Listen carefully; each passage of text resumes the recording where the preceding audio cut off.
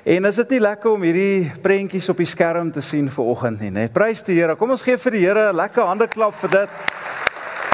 Wat ons handeklap sê alle eer aan die Here, né? So amper 3 jaar terug het ons gevoel op ons hart, die Here lei ons om so 'n plek vir Rustenburg te vestig. En baie water het in die see geloop om dit te doen.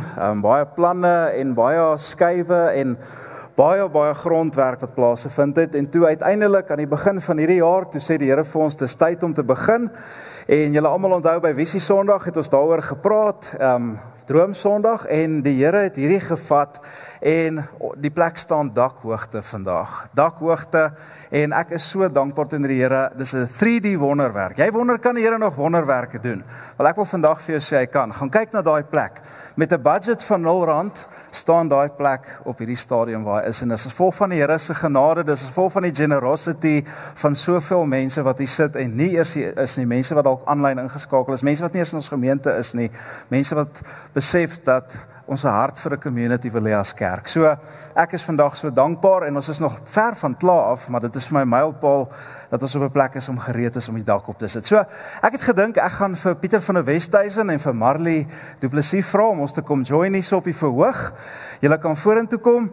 Marley is die koördineerder van die sentrum. Sy gaan hom ook koördineer as hy klaar is. En Pieter is die bouprojek koördineerder. En hulle gaan so vinnig terugvoer gee sommer vanuit hulle eie experience uit rondom dit wat besig is om te gebeur. Is dit ladies first? Reg. Goeiemôre Agapay en almal daar by die huis. Dis 'n ongelooflike voorreg om vandag hier te staan. Ek wil eers met julle vandag net weer 'n bietjie terugbring na die visie toe. Om hoop te herstel in mense se lewens sodat ons 'n liggaam, siel en gees weer kan floreer. Ons almal op 'n plek waar ons lewe, ek dink ons almal dink ek sien baie mense wat hier deur my tafels kom elke dag en kom hulle en sê maar ek vas, maar ek voel ek kan nie meer net soveel seëninge. En dit is wat die Keersenter gaan bring. Dit gaan net die hele ouer persoon 'n holistiese plek gee om te kom en net te kan herstel. So wat is die verskil tussen die Keersenter en die Keersenterkampet en enige iemand anders wat 'n verskil maak in iemand se lewens?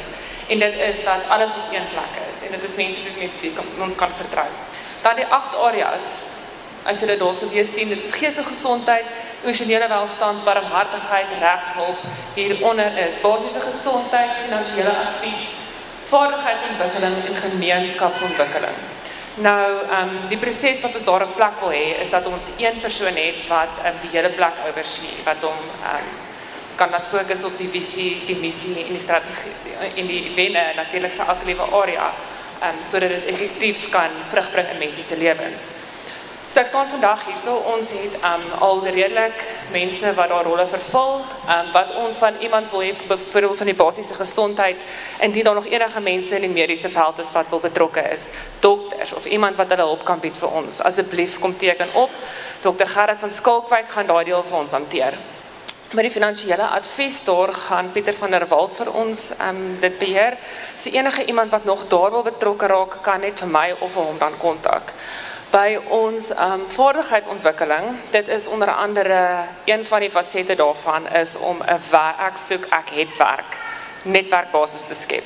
En ons het iemand nodig wat dit vir ons sal hardloop. So as dit op jou hart is, asseblief kom en gee jou naam op. En jy weet, wie koop in hierdie hele groot ding in? Wat het jy om te bied? Dis die ding, wat sê die Here vandag vir jou? Dat al mense na my toe gekom wat gesê het, hulle kan net germeer vir mense voor 'n werksonderhoud. Daar's al mense wat CV's opstel vir ander mense. Wat is jou talent wat die Here jou gegee het? Want dit is wat ons nodig het. So die wen vir ons met die hele projek is dat iemand se hart na die Here toe gelei sal word. Ons wil die unchurched bereik. En as ons nou fisiese behoeftes kan voldoen, is dit wonderlik. Maar die wen is om soveel mense na die Here toe te lei as moontlik, deur 'n voorbeeld te wees en te wees wie Jesus sou gewees het. Dankie Marley. Dankie Marley. Ja, soos jy kan sien hoe ontwikkel die hart van hierdie ding reeds terwyl ons besig is met die bougedeelte daarvan. Ek het 'n vorige keer gesê ons het die tools nodig om die job te kan doen. Nou, ek is betrokke op daai deel aan die boukant. Marley het 'n koöperatiewe loopbaan gaan opgee om in diens van die Here gehoorsaam te wees, en so glo ek ook elkeen van ons het 'n roeping, soos Marley gesê het, en baie keer dink ons, maar my bydrae is te gering om regtig 'n verskil te maak, maar dit is nie so nie.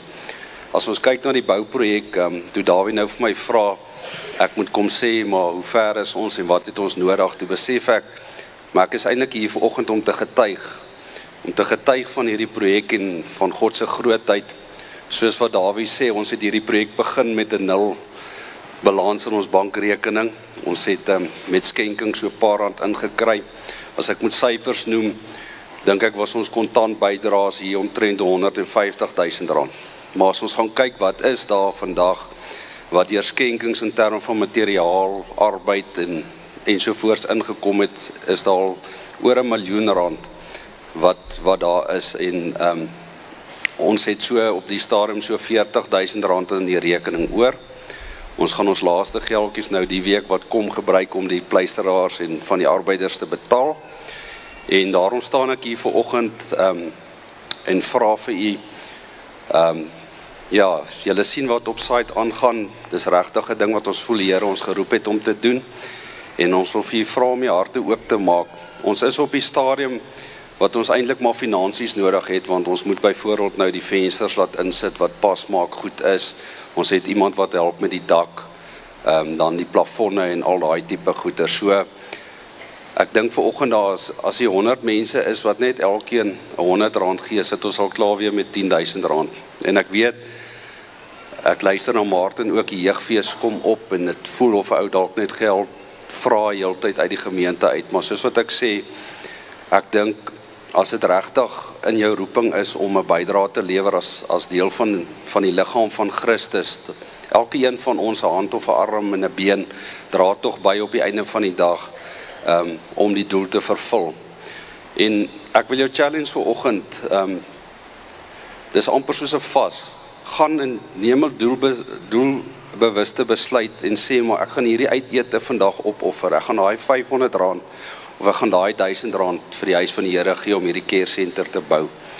Offer iets op en vertrou die Here daarmee, plant daai saad in die grond, en mag God ons seën met hierdie projek. Ek het dit op my hart ook vandag, Dawie, ek wil graag vir ons 'n gebed doen, as boukomitee, as die care center komitee, laat die Here regtig in ons harte werk om hierdie projek 'n sukses te maak. Ons gaan nie stop nie, ons gaan momentum hou. Soos ek sê, ons neem 'n stap in geloof, ons het net R40,000 oor vir arbeid, maar ek glo die Here gaan vir ons voorsien. Kom ons bid saam. Heilige Gees, ons nooi u uit vanoggend, Here, om hier te wees in elkeen van ons harte, Here.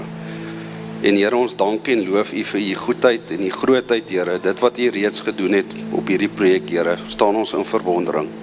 Ons kom vanoggend, Here, en ons vertrou vir u, dat u ons verder gaan help, Here. U ken ons harte, Here. U weet ook wat se impak hierdie sentrum in die gemeenskap van Rustenburg gaan doen. Ons vertrou u daarvoor. Baie dankie, Here, dat ons dit in u naam kan vra. Amen. Amen. Baie dankie Pieter en baie dankie Marley vir al die tyd en effort en energie wat julle ook insit. En ons waardeer julle. En ek kom vra, kom ons gee vir hulle 'n groot handeklap. Hulle sit so baie in. En dan wil ek julle nooi, as julle klaar is, as ons klaar is met die diens, vat so 5 minute, stap net op. Dis goeie aptyt opwekker vir die ete. Stap op en gaan kyk na die care center, gaan kyk wat daar gebeur en dan sien jy wat die Here kom doen net daar. So as signs opgeplak wat vir jou sê presies wat is wat, dalk nie presies nie, maar jy gaan min of meer 'n idee kry en kyk wat daar gebeur en sien met jou geestesoog wat daar gaan gebeur uit daai plek uit in ons gemeenskap.